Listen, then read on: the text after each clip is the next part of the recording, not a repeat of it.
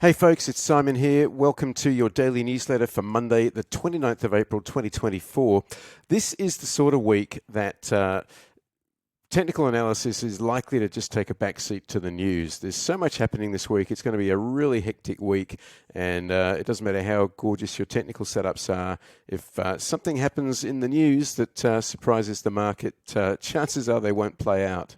So it's a good week to observe, take low risk, just trade light, keep small light positions for a week like this. Let's have a look at what's going on. So in terms of earnings season, this is the busiest week of earnings season in terms of the number of S&P 500 companies reporting. Last week was the busiest week in terms of market cap impact, but this is the largest number of companies. And some of the important ones from a sentiment and a market cap perspective would be things like NXP and Lattice, both in the semiconductor space. Before the market on Tuesday, we got PayPal, Eli Lilly, really important one for healthcare, 3M, McDonald's, Coca-Cola. We got Cameco for the uranium bulls. After market, Amazon is a huge one. AMD is significant from the semiconductor perspective. Supermicro, very significant from the AI perspective. We've got Starbucks, Riot Blockchain. Before the market on Wednesday, we got Pfizer, CVS Health, Barrick Gold, MasterCard. We've got Marriott Hotels as well. After the market, Qualcomm is a big one for the semiconductor space as well. We've got Devon Energy, Paycom, Carvana, Fastly, Etsy, Albemarle, another uranium stock. Before the market Thursday, we got Novo Nordisk and ConocoPhillips. After market, of course, we've got Apple. We've also got Coinbase, Block, DraftKings, Cloudflare, Fortinet, Amgen, Booking Holdings and Expedia.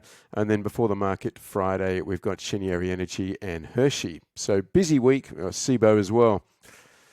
But the economic calendar is also significant, highlighted by the Fed. We've got Fed Day on Wednesday. We'll get the Fed rate decision and press conference. We'll also get the QRA. All right, this is the Treasury refunding announcement.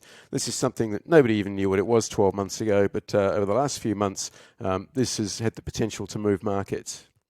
In addition to Fed and QRA, we've got some ISM results coming out, and of course we've got Friday's non-farm payrolls and unemployment rate, the job figure. Just getting back onto the QRA, if we have a quick look at 10-year bond yields, you can see how in late October last year, they were nudging 5%, and then we had a QRA announcement on the 1st of November, and this led to a dramatic slide in bond yields from sort of 4.9 to 4.8 to 3.8. They've since been trending higher, and you can bet the Treasury are watching this. Will Yellen make an announcement that causes bond yields to contract? Well, who knows? But if she does, that's going to be bullish for bonds.